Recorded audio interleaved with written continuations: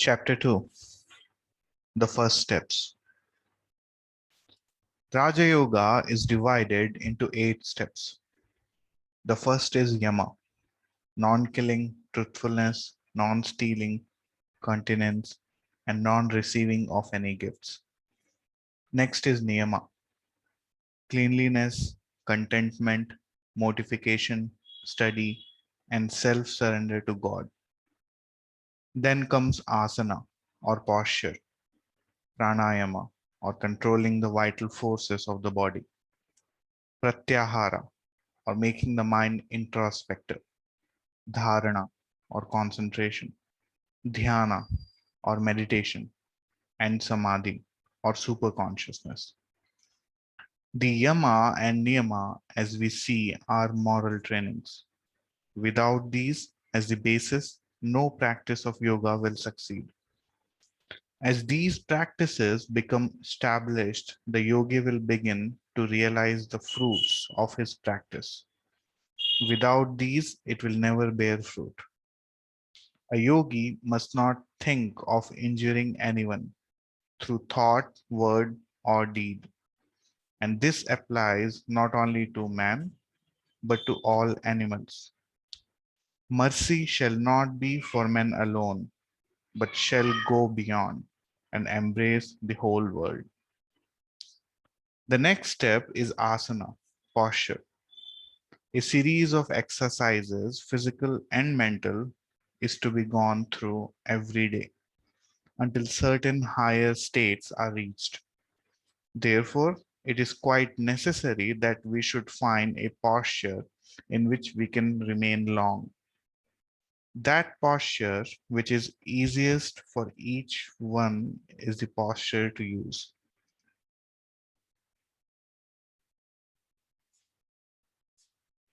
For one man, it may be very easy to think in a certain posture, but this may be very difficult for another.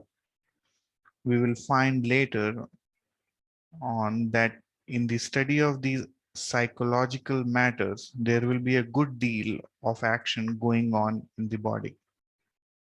Nerve currents will have to be displaced and given a new channel. New sorts of vibrations will begin. The whole constitution will be remodeled, as it were. But the main part of the action will lie along the spinal column, so that the one thing necessary for the posture is to hold the spinal column free, sitting erect, holding the three parts, the chest, neck, and head, in a straight line. Let the whole weight of the body be supported by the ribs, and then you have an easy natural posture with the spine straight. You will naturally see that you cannot think very high thoughts with the chest in. This portion of the yoga is a little similar to the Hatha yoga, which deals entirely with the physical body. The aim of the latter is to make the physical body very strong. We have nothing to do with that here because its practices are very difficult and cannot be learned in a day, and after all, do not lead to any spiritual growth. Many of these practices you will find in Del Sarte and other teachers, such as placing the body in different postures. But the object in these is physical, not psychological. There is not one muscle in the body over which a man cannot establish a perfect control. The heart can be made to stop or go on at his bidding. And in the same way, each part of the organism can be made to work at his bidding. The result of this part of yoga is to make men live long. Health is the chief idea, the one goal of the Hatha yogi. He is determined not to fall sick, and he never does. He lives long. 100 years is nothing to him. He is quite young and fresh when he is 150, without one hair turned gray, but that is all. A banyan tree lives sometimes 5,000 years, but it is a banyan tree and nothing more.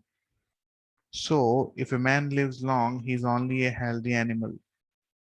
One or two ordinary lessons of the Hatha Yogis are very useful. For instance, some of you will find it a good thing for headaches to drink cold water through the nose as soon as you get up. The whole day, your brain will be nice and cool, and you will never catch cold.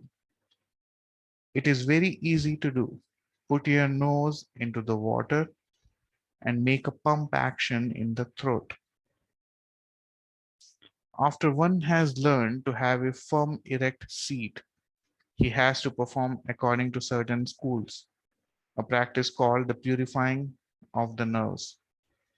This part has been rejected by some as not belonging to Raja Yoga, but as so great an authority as the commentator Shankaracharya advises it, I think it fit that it should be mentioned, and I will quote his own directions from his commentary to the Shvetasvara Upanishad. The mind whose dross has been cleared away by pranayama becomes fixed in Brahman. Therefore, pranayama is pointed out. First, the nerves are to be purified, then comes the power to practice pranayama. Stopping the right nostril with the thumb, with the left nostril fill in air according to one's capacity. Then, without any interval, throw the air out through the right nostril, closing the left one. Again, inhaling through the right nostril, eject through the left, according to capacity. Practicing this 3 or 5 times at 4 intervals of the day before dawn, during midday, in the evening, and at midnight. In 15 days or a month, purity of the nerves is attained. Then begins pranayama. Practice is absolutely necessary. You may sit down and listen to me by the hour every day, but if you do not practice, you will not get one step further. It all depends on practice. We never understand these things until we experience them. We will have to see and feel them for ourselves. Simply listening to explanations and theories will not do. There are several obstructions to practice. The first obstruction is an unhealthy body. If the body is not in a fit state, the practice will be obstructed. Therefore, we have to keep the body in good health. We have to take care of what we eat and drink and what we do. Always use a mental effort, what is usually called Christian science, to keep the body strong. That is all.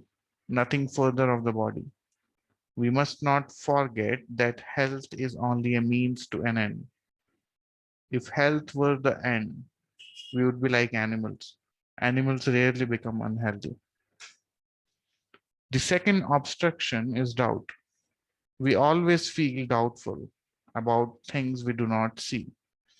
Man cannot live upon words, however he may try.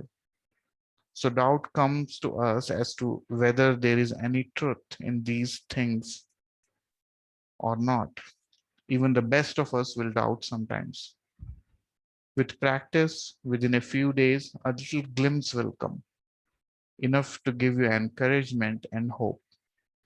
As one commentator on yoga philosophy says, when one proof is realized, however little it may be, that will give us faith in the whole teachings of yoga.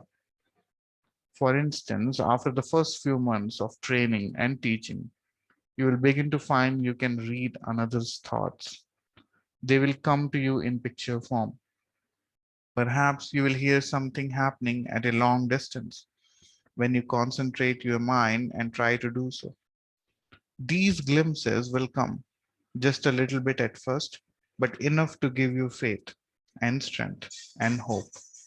For instance, if you concentrate your thoughts on the tip of your nose, in a few days you will begin to smell most beautiful fragrance. And that will be enough to show you that there are certain mental perceptions that can be made obvious without the contact of physical objects. But we must always remember that these are only the means, the aim, and end and goal of all this training is liberation of the soul, absolute control of nature, and nothing short of it must be the goal. We must be the masters and not nature. Neither body nor mind must be our master. And neither must we forget that the body is mine and not I the body's.